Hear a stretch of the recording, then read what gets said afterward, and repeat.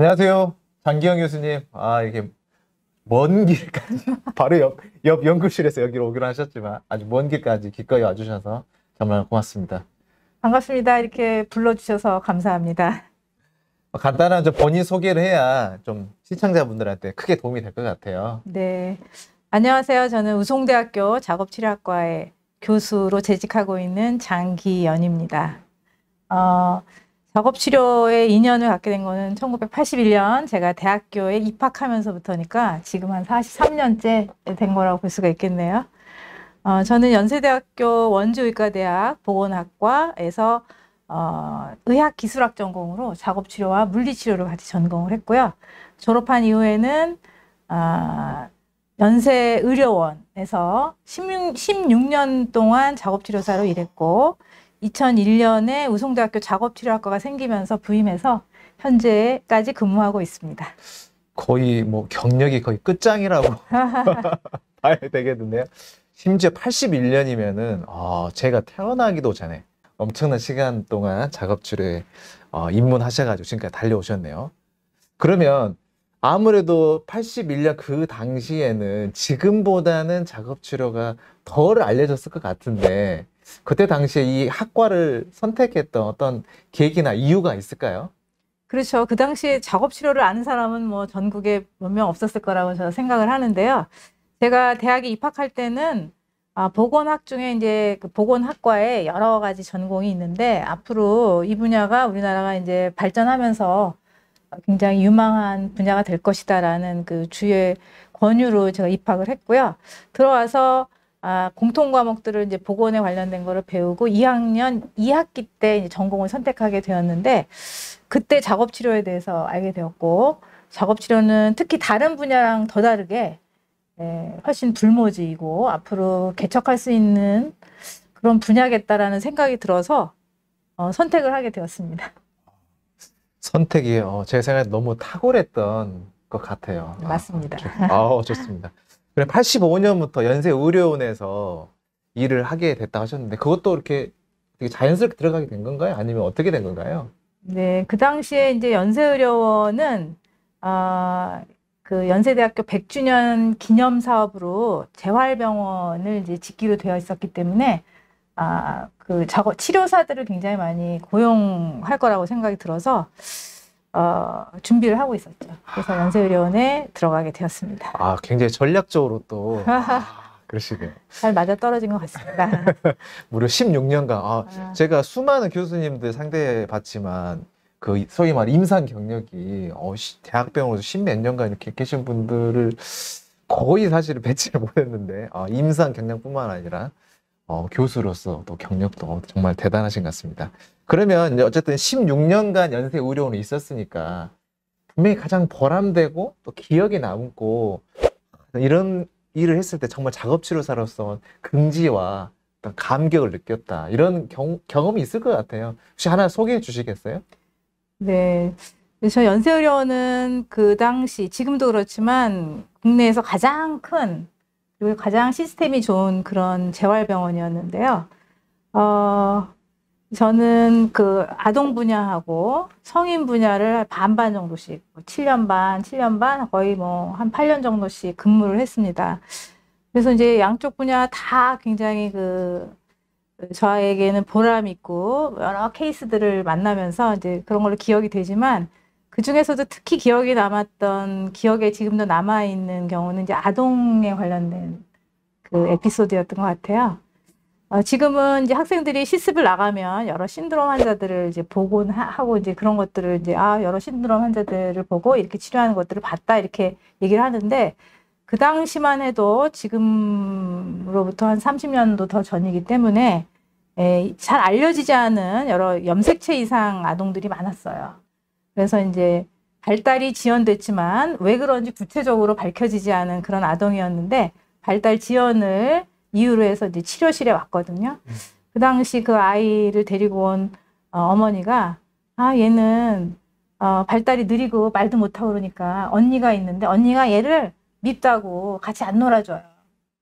그렇게 얘기를 했었거든요. 근데 제가 이 아이를 이제 평가하고 치료를 해주다 보니까 아이가 환경적으로 어떤 지지를 못 받아서 발달이 더 느린 그런 상태였어요. 그래서 작업 치료를 해주면서 발달적 자극을 주고 하다 보니까 아이가 금방 많이 좋아졌거든요.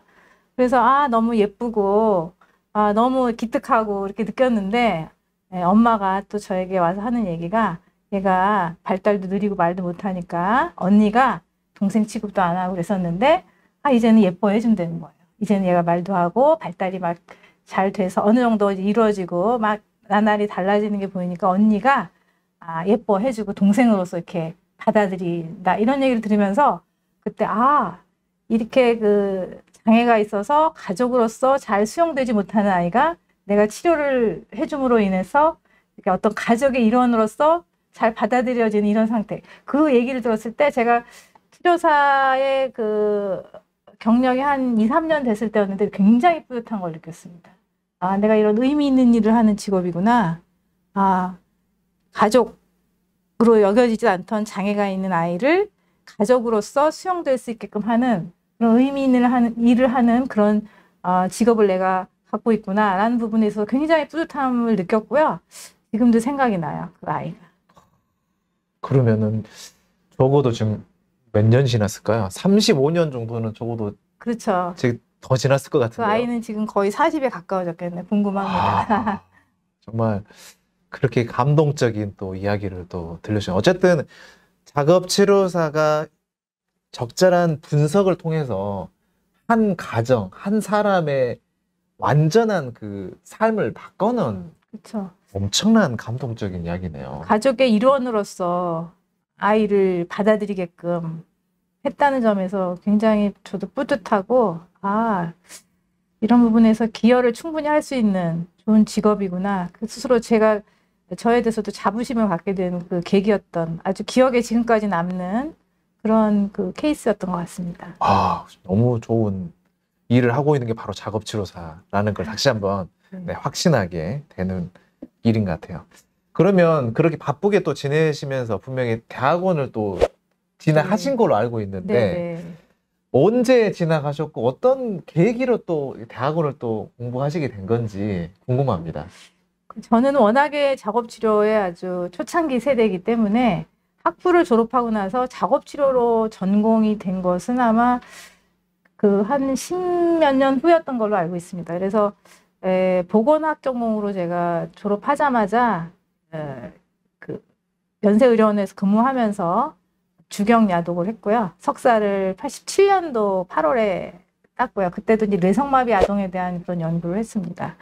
그 이후에 특별한 박사과정이 작업치료 관련된 박사과정이 없었기 때문에 그 공부를 특별하게 학위 과정은 하지 않고 있다가 96년인가 7년도에 박사과정이 연세대학교에 생겼어요. 그래서 그 한 1, 2년 후에 제가 지원을 해서 그때 박사 과정에 들어갔습니다. 그래서 아마 우리나라에서 작업치료학 박사로는 한 3호 정도? 작업치료 전공 박사로는 3호 정도였던 걸로 제가 기억을 합니다. 그러네요. 근데 아까 그 작업치료 초창기 멤버니까 면허 번호도 굉장히 낮을 것 같아요. 제 면허 번호는 44번입니다. 그래요? 진짜 100번, 50번도 안 되는 정말 엄청난 사실. 시조세라고 요즘에 얘기하더라고요. 정말 대단한 것 같습니다. 근데 사실 제가 듣기로는 그 물리치료 면허도 가지고 계신 걸로 제가 알고 있거든요. 네. 혹시 물리치료를 해봐야겠다는 이런 생각이라든지 근데 그런 생각을 안 가져셨다고 제가 또 들었던 것 같기도 한데. 네, 저희 때는 작업치료랑 물리치료를 같이 배웠기 때문에 물론 물리치료를 그 면허를 취득할 수 있는 당연한 자격이 되었었죠. 근데 저는 작업치료가 훨씬 더 그 어드밴스드 된 인간에 대해서 더 심리적인 부분까지 공부해야 되는 부분이라고 생각해서 그런 분야라고 생각해서 작업치료를 해야겠다라고 아주 처음부터 마음을 먹었어요. 그래서 이제 작업치료에 대해서 그만큼 자부심을 갖고 있었기 때문에 한 10년 정도, 임상에 나와서 10년 정도는 작업치료사 면허를 따고 나서 10년 정도는 물리치료사 면허를 따지 않았습니다. 그러다가 한 10년 후에 한 일주일 정도 공부해서 물리치료사 면허를 땄고 그때 아마 8,000번대 면허 번호 제가 갖고 있습니다. 그러시군요.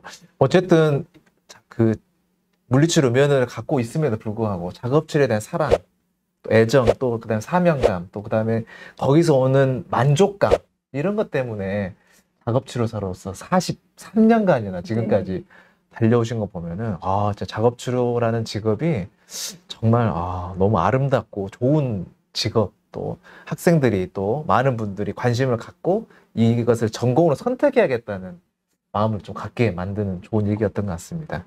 그러면 그 임상에서 연세의료원에서 약 16년간 일을 하시면서 좋은 경험도 있고 아마 아까 뭐 그런 만족감도 많이 느끼셨을 것 같은데 또 대학 교수로 또 이직을 하셨단 말이에요. 네네. 뭔가 또 계기가 없으면 또 그게 어려울 것 같은데 어떤 계기가 또 있었는지 궁금합니다.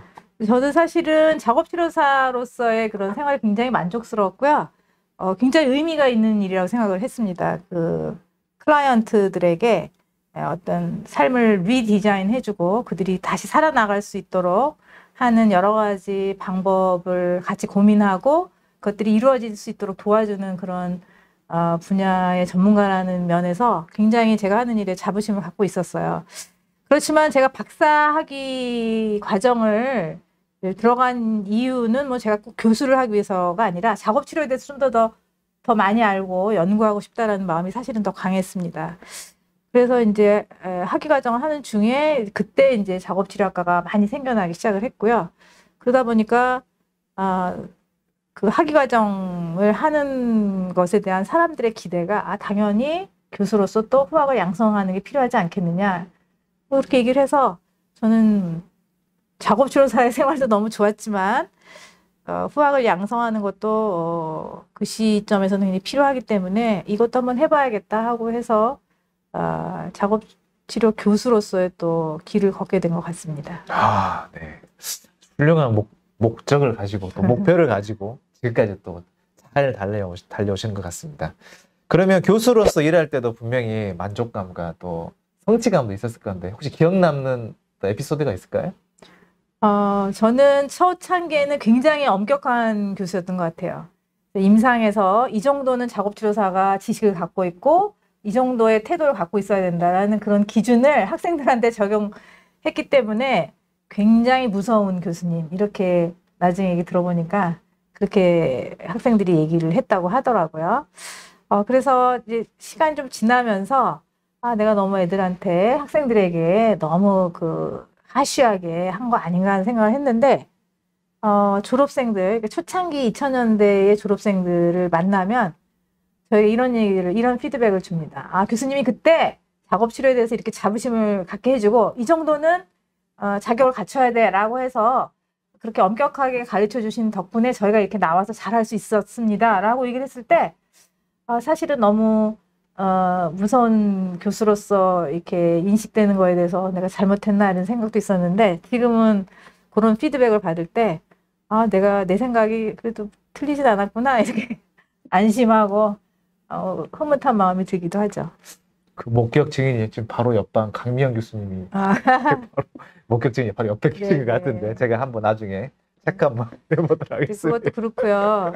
이제 제가 치료사로서 가졌던 그런 마음 있죠. 막 클라이언트들이 막 호전되고 좋아졌을 때 너무 기쁘고 그리고 그 아이들 내가 치료하는 장애를 가진 아이들이 좋아지고 그다음에 아까 얘기했던 것처럼 그 가족으로서 인정받고 뭐 이랬을 때 그런 기쁨 이런 것들을 임상에 있는 그 치료사로 일하고 있는 제자들을 만나서 그들이 과거의 나처럼 그렇게 막 기뻐하고 자기 클라이언트들에 대해서 막 애틋하고 열정적인 마음을 갖는 거 이런 것들을 볼 때 너무 기특하고 교수로서의 나의 삶도 굉장히 의미 있고 좋은 일이었구나라는 그런 생각이 들었었거든요. 그래서 그런 부분에 있어서는 굉장히 감사하게 생각하고 있습니다.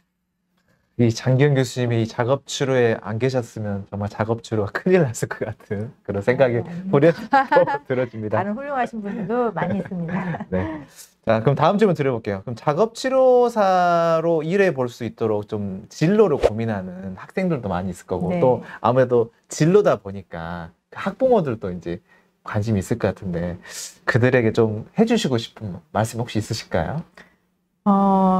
작업치료는 이런 복지사회, 인간의 권리가 존중되고 다양성과 개별성이 존중되는 그런 사회가 될수록 선진 사회가 될수록 굉장히 필요한 그런 분야라고 생각을 합니다. 그래서 앞으로 수요가 계속 늘어날 그런 직역이기 때문에 작업 치료를 내가 전문직으로서의 앞으로 내 인생을 살아가는 데 있어서 선택하는 거는 굉장히 그 현명한 일이라고 생각을 합니다.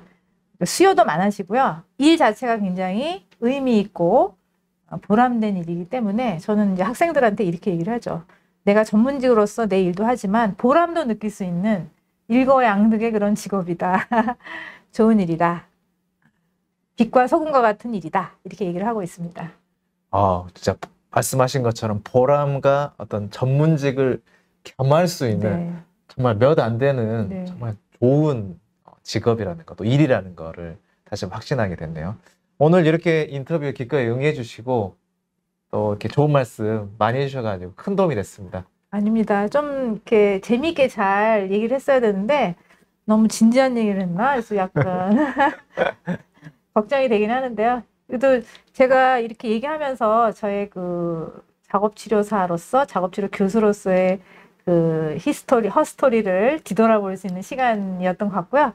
이런 자리 마련해 주셔서 감사드립니다. 고맙습니다. 감사합니다.